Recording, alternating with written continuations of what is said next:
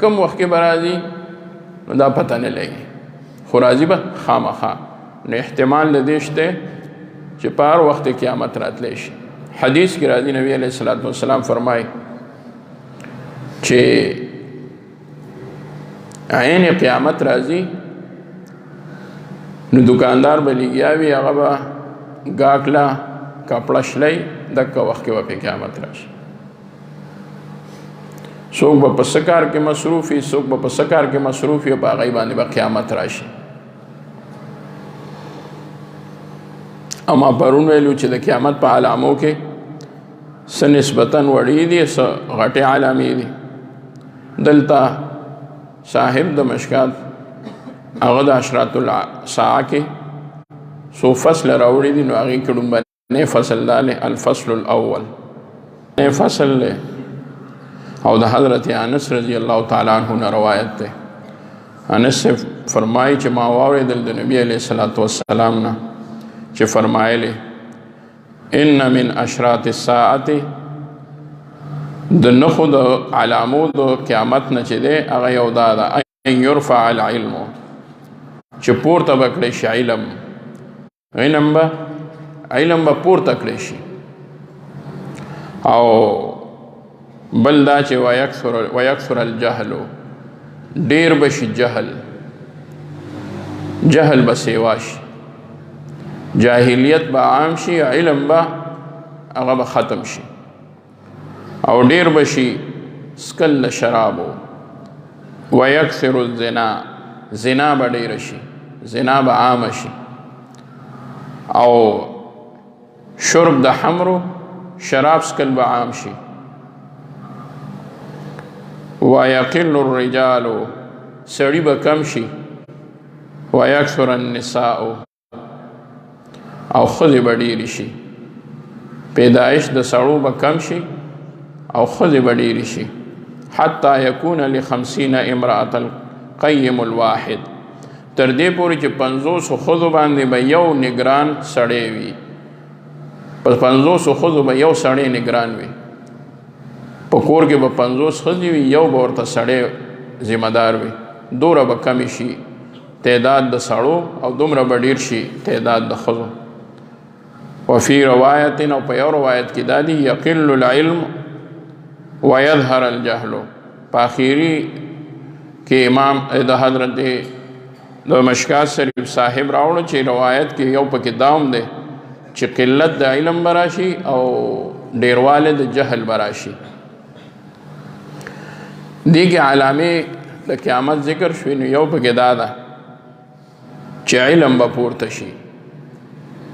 نو بل ځای کې حدیث کې راځي چې نه به پورته کېږي علم په دې چې هغه به ګنې ختم شي، بلکې علم به د علماو په وفات سره د سینو د خلکو نه وځي، بس خبره به ختم شي، او عالم به وفات شي، بل څوک به ورپسې رستو پاتې نه شي، او جهل به ډېر شي. نو څوک به وایي چې دا تعلیم خو دومره سیوا شو چې دوره خو پخوا نو. مونږ وو کوم ځای چې د علم قرآن کې ذکر راغلی دی او په حدیثو کې ذکر راغلی دی، د هغې نه دا تعلیم نه دی مراد. که په دې څوک خفه کېږي خفه دي. الله رب العزت فرمایي انما یخشى الله من عباده العلماء، یریږي د الله په بندگانو کې د الله نه څوک علما یریږي. نو که چېرې عالم مونږ په معنا د عام تعلیم یافته انسان واخلو، نو بیا خو چې چا تعلیم کړی دی نو مونږ به وو چې هغه به د الله نه یریږي او خشیت به پکې وي. او حال دا دی داسې نه ده، بلکې اکثر پکې داسې وي چې هغه خلک مزوم نه کوي. لکه او یادا چې نبی علیہ الصلوۃ والسلام ته الله رب العزت فرمایي وعلمک ما لم تکن تعلم وکان فضل الله علیک عظیما. تا ته علم درک الله تعالی د هغه څه چې ته نه وي خبردار، ته د هغې نه مخکې نه وي خبر. دا امیت د نبی علیہ الصلوۃ والسلام دپاره دا صفت د کمال دی چې نبی علیہ السلام نه خبر او اول کې. ولې که چېرې نبی علیہ السلام د مخکې نه خبر نو بیا خو پیغمبر بنو، معلومه شو چې د مخکې نه نو خبر او الله خبر کو نو دی پیغمبر دی ځکه داسې شو. دویمه دا چې د مخکې نه نو خبر مطلب دا دی چې تا ته بغیر د وحی نه بل چا تعلیم نه دی درکړی، بل چا تعلیم نه دی درکړی. که چېرې بل چا تعلیم ورکړی نو هغه به استاد ګرځېدلی او شاګرد نبی او استاد امی دا نشي کېدی. تاسو پوه شئ که نه؟ داسې نشي کېدی. نو د دې د وجې او یا شاگرد نبی او استاد غیر نبی دا هم نشي کېدی. نو استاد د نبی علیه السلام یا د انبیاء علیهم السلام نو الله فرمایي وعلمک ما لم تکن تعلم وکان فضل الله علیک عظیما. تا ته پته نه وه چې مخکې علم څه شی دی، تا ته د څه شي پته نه وه، یا دا ته د علم وحی نه وې خبر، یا ته د روحانیاتو نه وې خبر، یا ستا په سینه کې هغه علم د معرفت په هغه وخت کې نو بلکې درک الله تعالی تا ته دا په بعثت سره او په نبوت سره. بیا ورپسې الله فرمایي وکان فضل الله علیک عظیما. دا الله فضل دی په تا باندې، لوی فضل دی د الله. نو څوک چې پکې جوړ کړي بالفرض او څوک چې بلډینګ جوړ کړي، څوک بل یو فن کې ماهر وي، نو که چېرې مونږ وو چې دی هم لوی عالم شو نو دا خو فضل عظیم نه دی، د الله فضل. بس هغه یو کار وکړو. فضل د الله هغه دی چې الله ورته فضل ویلی دی. فضل عظیم دا دی وعلمک ما لم تکن تعلم وکان فضل الله علیک عظیما. نو علم دې ته ویلی شي چې د چا په سینه کې علم وحی وي، دې ته علم ویلی شي. نو علما چې دي د دې نه مراد دي. دویم اشکال به دا پیش کېږي او څوک به وایي چې علم خو ډېر نشه، علما دومره ډېر شو هر کال فارغېږي. نو یو معنی خو د دې یو جواب دا دی چې دا خو د قرب قیامت نښه ده. دا کوم علما چې اوس دي نو دا خو لا د قیامت علامې نه دي شروع، نو ډېرېږي به ډېرېږي به اخر کې به ختمېږي. څنګه چې ایمان اوس د الحمدلله قوي دی د مؤمنانو مسلمانانو، او مؤمنان الحمدلله په ټوله دنیا کې ډېر دي، خدا دا چې یو وخت به داسې راشي چې مؤمنان به بالکل ختم شي که نه. نو مراد ته نه بالکل آخر وخت دی. نو چې څنګه مؤمن ختمېږي دکه شان به عالم د هغې نه وړاندې ختم شي او لړ به شي، رفع د علم به راشي. او دویم جواب دا دی چې د معرفت خاوندان به ختم شي، علم به صرف برای علم وګرځي، د معرفت ماده به ترې نه وځي، خوف او خشیت به ختم شي.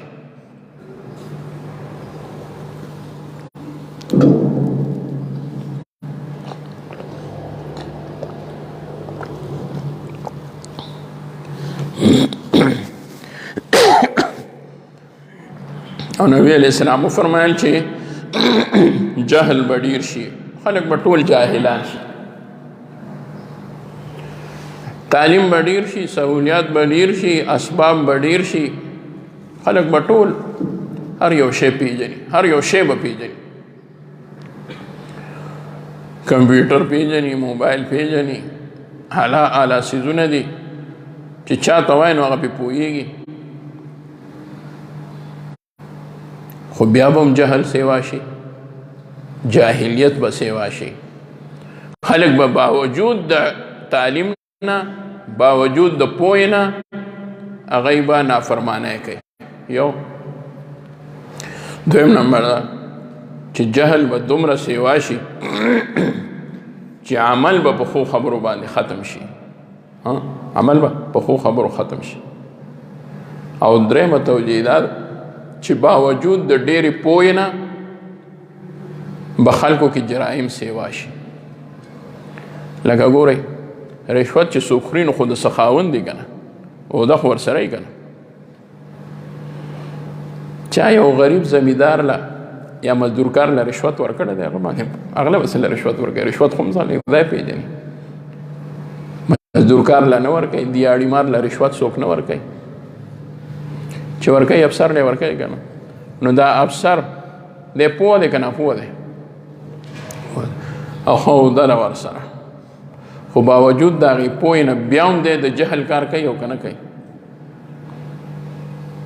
او ده ته دا پته ده چې زما که میسر رزق دی هغه به الله تعالی ماله راکوي، او د حلال په لار باندې به دته د رزق ملاویږي او کنه، خو دی بیا د حرامو په لار باندې ګټي او کنه، نو دا جهل شو کنه، جهل شو، ښکاره جهل شو. چې لکه په کار خدا وه چې تا دکه شان صبر کړو نو یو افسر دی چې الله په افسرای کې ورکوي نو دی به ژوندی یو کنه، مونږ به ژوندي یو، دی به نه ژوندی، دی خو به سر کې ژوندی ځکه چې دی خو به الله پیسې ګټي.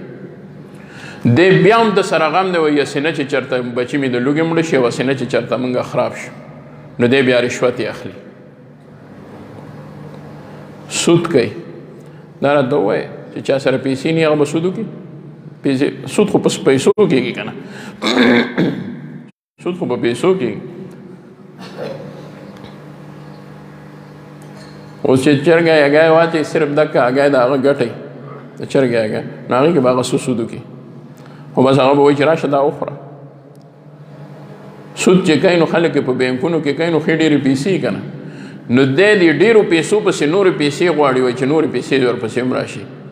نو دا نه د ناپوهتیا دا او که نه د جهل دی او که نه دی، ګنې دا چې کمې دي دا د کمې وخوړي چې نورې ورپسې غواړي. اوس پې پوه شوې؟ جهل دا هم جهل دی، دی نه بل لوی جهل څه دی؟ صرف دومره ده چې یو جاهل ځان ته جاهل وایي امي، او پوه بنده ځان ته جاهل نه وایي.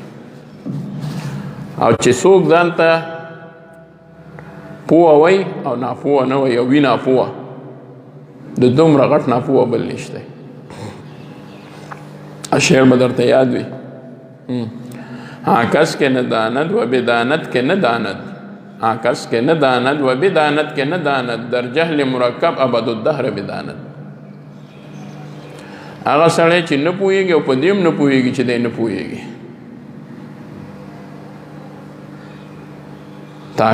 کس کې نه داند و بدانت کې نه داند، په دې هم نه پوهېږي چې نه پوهېږي. در جهل مرکب دی، په جهل مرکب کې مبتلا دی.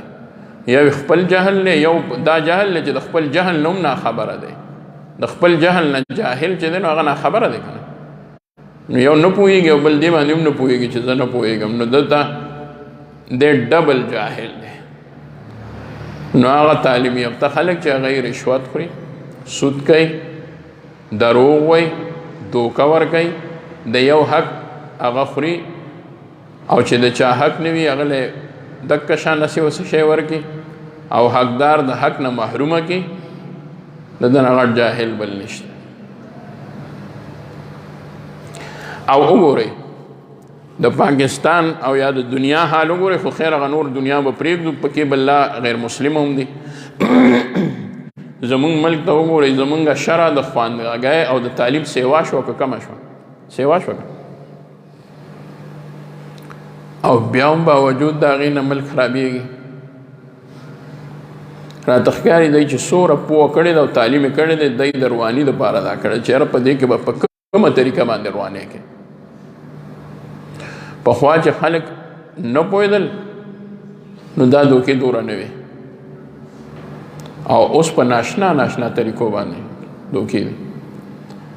پخوا به غل په دیوال باندې ور واوړېدو بیا به ځان یې ورسو نو هغه ډېر ګران کار و. اوس په موبایل باندې غلا کېږي، په بینک کې غلا کېږي، بل څه ورته وایي، په دې بینکونو کې هغه بټنې لګېدلي، د یو نمبر کوډ واخلي هغه ووایي، هغه ټولې پیسې د ده هغې اکاونټ ته راشي که نه. نو دې تعلیم موږ له فایده را کړه که نقصان؟ دې خو موږ غرق کړو، دې خو زموږ ملک غرق کړو، زموږ معیشت یې غرق کړو، تباهي وکړه. دوکه ډېره شوه، دړیګه ډېرې شوې، د خپل مال د ډېرولو دپاره رنګارنګ طریقې ډېرې شوې. پخوا دا نه وي، ساده باده کار و. زنا به ډېره شي، عامه به شي، خلک به مبتلا شي په فواحشو کې، او خلک به خراب شي. او قیامت چې راځي نو عین په هغه خلکو به راځي چې هغه یې د خرو پشان په لارو کوڅو کې بدکاری کوي، په هغې باندې به قیامت راځي. قیامت به په مؤمن کامل باندې نه راځي، مؤمنان به ختم شي، ټول به وفات شي. په هغه خلکو به راځي چې په لارو کوڅو کې به لکه د خرو پشان خرمستای او بدکارای کوي په هغې باندې به قیامت راځي. د دې لومبني معنی ته بیا وګورئ، ان یرفع العلم ویکثر الجهل، علم به پورته شي او ډیر به شي جهل. دویمه معنی دا ده چې خلکو کې به هغه علما چې هغه ډیر لوړ مقام لرو او الله تعالی ورله ډیر د ایمان او د فراست او کامل علم ورکړو، هغه علما به وفات شي. او بل معنی درېیمه دا ده چې د علماو قدر به کم شي، قدر به د علماو کم شي، هغه قدر به پاتې نشي. کم قدر به چې مخکې و هغه قدر به پاتې نشي. الله دې معافي وکړي. دې کې بس د عوامو به ډېر پکې ګناه وي چې هغوی به د علماو قدر نه کوي، خو څه به علما هغه معیار ته ځان راوغورځوي چې په کم معیار کې عوام وي. دای سره به پارسه کې شریکېږي، دای سره به کاروبارونه کوي، نو دای سره به په هغې معیشت کې او په نورو څیزونو کې راځي، نو هغوی به خامخا بیا د زړه نه د هغوی هغه قدر او عظمت دا هم کېدی شي.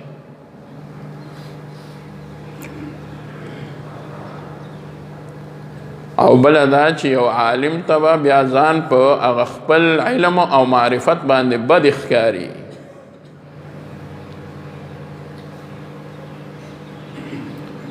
دی به بیا هم ځان د خلکو په شان جوړوي، بلکې دی به وایي چې یاره دا خلک به راپورې وخاندي، نو دی به ځان د هغوی په شان بلکل بیانې جوړ کړي. او بله معنی دا راځي چې دی به باوجود د علم د هغه لوی شان نه چې الله فرمایي یرفع الله الذین آمنوا منکم والذین اوتوا العلم درجات، رفعت الله تعالی هغه چاله ورکړی چې د ایمان خاوندان والذین اوتوا العلم درجات، او چې چاته الله تعالی علم ورکړی دی د علم ذخیره ورته ورکړی د لوی مرتبې دي. دی به باوجود د دې لوی مقام نه متاثره کېږي، د دنیادارو نه به متاثره کېږي، د دنیادارو نه به څنګه متاثره کېږي؟ دی به ګوري چې یاره دا دنیادار خو چې دي دی به مال هغه خیال نه ساتي، هغوی په وایي چې دی عجز ملا دی، نو بس هغوی به ما پسه کې نه ګڼي، نو دی به بیا د هغوی نه متاثره کېږي، وایي کاش که زه هم د دی په شان وی مالدار وی، دا علم را سره نه وی، نو دا لوی جهل شو که نه. خو چې د کم عالم په زړه کې خدا نه خواسته دا راغلل چې زما د علم نه د چا مالدار دا مال غوره دی، عین په هغه وخت باندې الله تعالی د سینې نه د علم روحانیت او حقیقت او معرفت وباسي. بس هر څه باندې به پوهېږي، هېڅ به یې څوک نه کوي، نه به پسه کېږي.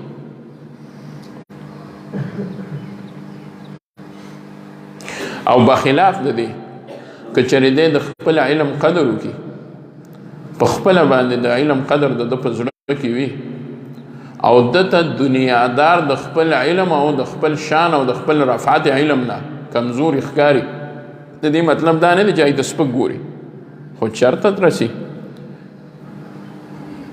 الله رب العزت قرآن مجید کې فرمایي قل هل يستوي الذين يعلمون والذين لا يعلمون، ولې هغه څوک چې پوهېږي او هغه څوک چې علم نه لري هغوی برابرېدی شي؟ نشي برابرېدی. فضیلت د علم باندې خیر هغه جدا بحث دی، اوس نه دی. نو دی به د هغوی نه متاثره کېږي، بس د ده به خبره ختم شي. او بله معنی دا راځي چې دی به غواړي دا چې ژوند په دنیا کې تیری، نو هغه په علم سره نه تیریږي بلکې هغه به په مال سره تیریږي، نو بس د ده حیثیت به کم شي، نو دی به په مثال دی یو جاهل پاتې شي. لکه یو داسې دور هم تیر شوی دی زمونږ په دې پښتنو کې چې علماو به په خپلو بچو باندې علم ځکه نه کولو، بعضې چېره دی به بیا خوري څه، دی به کوي څه، نو هغوی به بیا داسې دنیاوي کارونه پې کول چې یاره مال وګټي. اوس دی ډېر مال وګټي، ډېرې پیسې وګټي، موږ پې ښه شو. د هغوی د کورونو نه او د هغوی د خاندانونو نه د هغې نه بلکل دغه ختم شو، علم ته ختم شو، روحانیت ختم شو. دی به ختم شي، بس خبره به ختم شي د دی.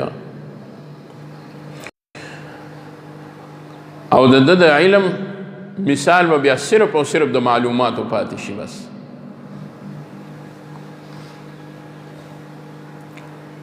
انو دا معنا ده چې علم به ختم شي، علم به پورته شي او جهل به سیوا شي، جهل به ډیر شي، عام به شي جهل. یا دا ده چې د خلکو په نظر کې به قدر و قیمت د علماو هغه کم شي. نو نبی علیہ السلام فرمایل چې یو به علم پورته شي، بل به جهل سیوا شي، زنا به عام شي، شراب به عام سکې شي، سړي به کم شي او ښځې به ډېرې شي. معنا به زموږ شیخ صاحب رحمت الله علیه فرمایله یا خو به جهاد کې سړي هغوی به شهیدان شي، او یا به عام خلک په یا لکه عام طور سره به عموم انسانانو کې په جنګونو کې سړي هغوی شاملیږي نو هغوی به مړه شي، ښځې به کورونو کې پاتې شي. او دویمه معنا به هغوی دا کوله چې د سړو خوی والا سړي به ختم شي، کم به شي، کوي نو هم هغوی به بس صرف عام طور سره ژوند تېروي. الله دې معافي وکړي. اوس هم داسې شته د ښځې په خوښه باندې نو هغه هم ښځه شوه، بس هغه هم د ښځو په دغه کې راغی چې هر کار د هغوی په خوښه باندې کوي. او دغه شان به د جنس د سړو نه هم کمې راشي او ښځې به سیوا شي. نبی علیہ السلام مثال ورکړو چې 500 ښځو باندې به یو نگران مقرر شي. بعض علما وایي ګوره دا معنی نه ده چې ګنې دا یو سړی به 500 ښځې په نکاح کې ساتي، بلکې د ده په محارمو کې، د ده په نیاګانو کې، په پوګانو کې، په تروریانو کې، په خویندو کې، په دې ټولو کې به 50 زنانه د ته حواله شوي. 50 زنانه. یو ځل د عرفې ورځ وه، هلته کې حج کې نو لارو کې خلک ودو، مونږ یو ځای کې ځان له ځای وکتو، نو هغې کې بیا خلک راتلل، نو مونږ به څوک نه پرېښودل چې زمونږ په سرونو باندې تاسو پرېږدئ. او خلک ډېر را شروع شو. مونږ اول کې راغلو نو یو پنجاب والا یو حجي او ډېر تیزو خبرو کې، نو هغه چې راغی نو زمونږ ملګرو ورته ووایي دې خوا مه راځه، وایي مونږ سرونه هغه د شګو ډک کړل او زمونږ په مخ باندې خولو باندې پرېږدئ. مونږ ودو خوب را باندې زور کړو. نو هغه وی خدا کے لیے اس شخص اور اس حاجی پر رحم کرو کہ اس حج میں ان کے حوالے 14 یا 15 غورتیں ہوئی ہے. وی ما ته 15 ښځې حواله شوي دي. ما ورته ویل ما دا د کلي نه راوستي دي؟ وی نه، د حاجیانو نه روکې شوي دي، ټولې ما سره دي. نو چې 500 ښځو باندې به یو نگران مقرر شي، دکه به علامې د قیامت وي. چې علامې د قیامت راځي دا به علامې د قیامت وي. دا نبی علیه السلام یو څو علامې ذکر کړي، نور به بیا انشاءالله فصل